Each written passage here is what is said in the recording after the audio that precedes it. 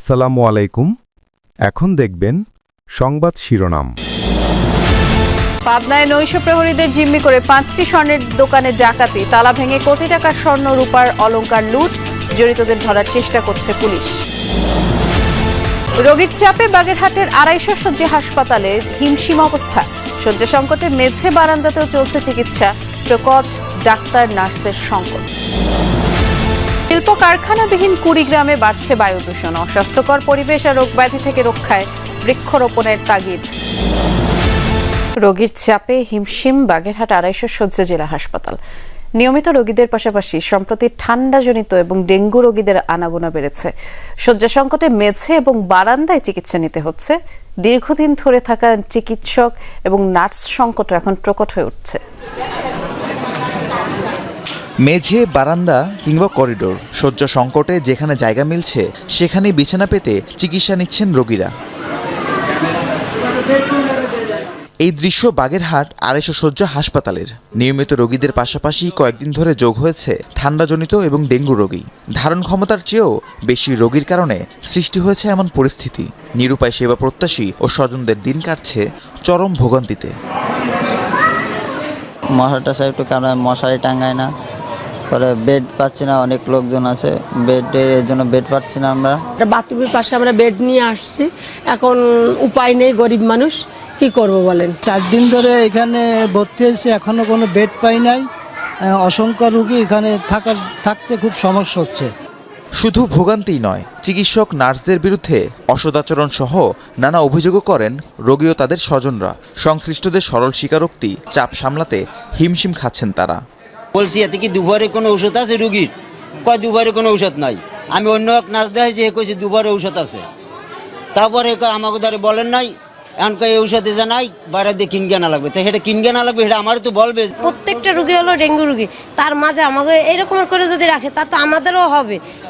এইটা কেন doctor maintain করে না? প্রতিদিন আরো রোগী ভর্তি হচ্ছে, এত রোগীর রোগ তো আসলে এখানে চিকিৎসা দেওয়া সম্ভব হচ্ছে না, মশারি ঠিক মতো ওরা টানাতে পারতেছে না। আমাদের এত রোগীর চাপ, আমরা আসলে পেরে উঠতেছি না। রোগীর তুলনায় নার্সের সংখ্যার তুলনায় রোগী 4 ডবল। এমন রোগীর চাপ যে হাসপাতালে, সেখানে শয্যা সংকটই একমাত্র নয়, রয়েছে চরম জনবল সংকটও। হাসপাতালে 58টি চিকিৎসক পদের বিপরীতে রয়েছেন মাত্র 26 জন। দ্বিতীয়, তৃতীয় ও চতুর্থ শ্রেণীর 91টি পদের মধ্যে শূন্য 54টি। হাসপাতালের যে সমস্ত রুগী আছে এবং যা থাকে, যে জনবল আছে, তা দিয়ে আসলে আমার কষ্টসাধ্য হয়ে পড়ে, আমার হিমশিম খাই। আমরা চেষ্টা করি, আমার কর্মীরা চেষ্টা করতেছে। হাসপাতালটিকে 2022 সালে 100 শয্যা থেকে 250 শয্যায় উন্নীত করা হয়। মন্ত্রণালয়ের নির্দেশনা উপেক্ষা করে কর্মসূচিতে অন্য সরকারি প্রাথমিক বিদ্যালয়ের সহকারী শিক্ষকরা কমপ্লিট শাটডাউন কর্মসূচি চলছে। আর ঢাকা সহ সারা দেশে অনেক জায়গাতে অভিভাবক কর্মচারীদের সহযোগিতায় বার্ষিক পরীক্ষা নিয়েছেন বিভিন্ন স্কুলের প্রধান শিক্ষকরা। অভিভাবকরা বলছেন, ডিসেম্বরেই পরীক্ষা না নেওয়া হলে বাচ্চাদের সারা বছরের পরিশ্রম বৃথা যাবে। দ্রুত শিক্ষকদের দাবি মেনে নেওয়ার আহ্বান জানিয়েছেন তারা।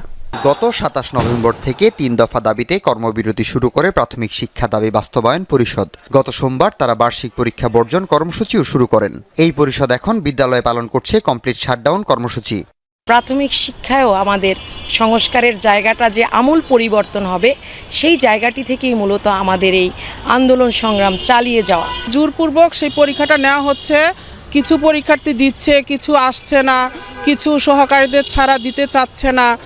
তবে ঢাকার বেশ কয়েকটি সরকারি প্রাথমিক বিদ্যালয় সরেজমিনে ঘুরে দেখা যায়, প্রধান শিক্ষক, অভিভাবক ও কর্মচারীদের সহযোগিতায় শিক্ষার্থীদের বার্ষিক পরীক্ষা নিচ্ছেন স্কুলগুলোতে।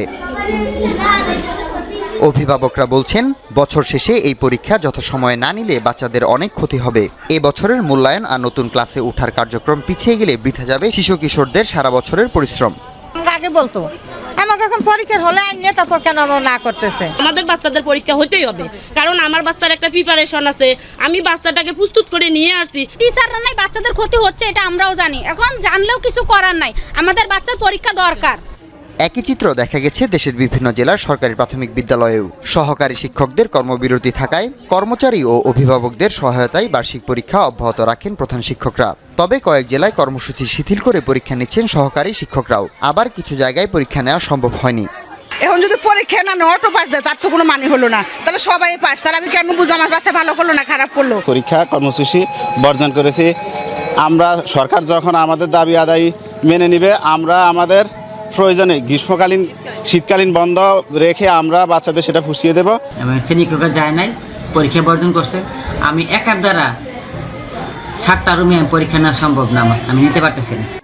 বুধবার প্রাথমিক ও গণশিক্ষা মন্ত্রণালয়ের এক সংবাদ বিজ্ঞপ্তিতে দেশের সব সরকারি প্রাথমিক বিদ্যালয়ের সহকারী শিক্ষকদের অবিলম্বে কাজে যোগ দেওয়ার নির্দেশনা দেওয়া হয়। অন্যথায় শৃঙ্খলা বিরোধী কার্যক্রমে সম্পৃক্ত শিক্ষকদের বিরুদ্ধে চাকরি আইন, আচরণ বিধিমালা ও ফৌজদারি আইন অনুযায়ী ব্যবস্থা নেওয়ার হুঁশিয়ারিও দেওয়া হয়। পাবনার ভাঙুড়ায় নৈশ প্রহরীদের অস্ত্রের মুখে জিম্মি করে 5টি স্বর্ণের দোকানে ডাকাতি হয়েছে। গতরাত গভীর রাতে উপজেলার অষ্টমনীষা বাজারে এই ঘটনা ঘটে। নৈশ প্রহরীরা জানান 10-12 জনের ডাকাত দল বাজারে ঢুকে অস্ত্রের মুখে তাদেরকে জিম্মি করে রাখে।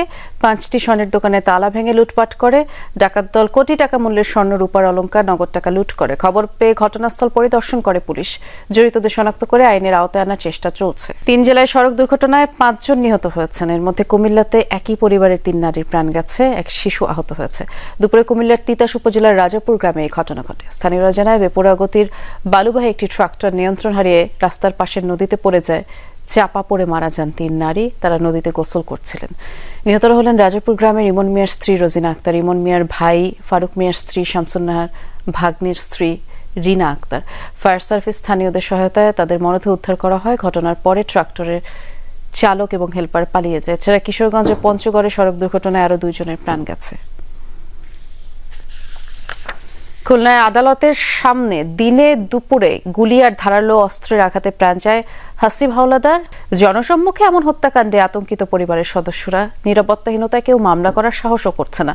পুলিশের ভূমিকা নিয়ে অভিযোগ রয়েছে। রূপসা উপজেলার বাগমারা এলাকার এজাজ শেখের পরিবারের একমাত্র ছেলে ফজলে রাব্বি রাজন। তার 4 বছরের মেয়ে বুঝতেই পারছে না বাবা নেই। ছেলেকে হারিয়ে মাতম চলে এই পরিবারেও। রাজনের কোনো শত্রু ছিল না। কারা এই হত্যাকাণ্ডে জড়িত বুঝতেও পারছে না পরিবারের সদস্যরা। মামলা না করার সিদ্ধান্ত নিয়েছেন তারাও। মনে যদি ভয় থাকতো তাহলে সে তো একা আদালত চত্বরে আদালতে সে যেত না। আমার ছেলে দেখিনি, আমরা কেউ জানি না। আমি একজন লোকের নাম করলাম, আমার সমস্ত তারা তো নাও করতে পারে। তা খালি শত্রু বাড়ায় লাভ নেই। আমার যা যাওয়ার তো গেছে। পুলিশের ধারণা সব তথ্য নিশ্চিত হয়েই হত্যাকাণ্ডের পরিকল্পনা করা হয়েছে। এরই মধ্যে হত্যা মিশনে অংশ নেওয়া 6 থেকে 7 জনকে চিহ্নিত করেছে পুলিশ। রিপন নামের একজনকে 54 ধারায় আদালতে সোপর্দ করা হয়েছে। 2 জনের 6টা করে মামলায় আছে। সেহেতু আমরা এখন পর্যন্ত যেটা জেনেছি, এটা 2টি সন্ত্রাসী গ্রুপের আধিপত্যকে বিস্তার করে তারা এই ঘটনা ঘটিয়েছে। শনাক্ত আমরা করতে পেরেছি কারা কারা কতজন ছিল, কিভাবে ছিল, তারা কিভাবে এই হত্যাকাণ্ডটা ঘটিয়েছে। গত রোববার বেলা 12:15টার দিকে আদালতের প্রধান ফটকের সামনে গুলি করে ও কুপিয়ে হত্যা করা হয় হাসিব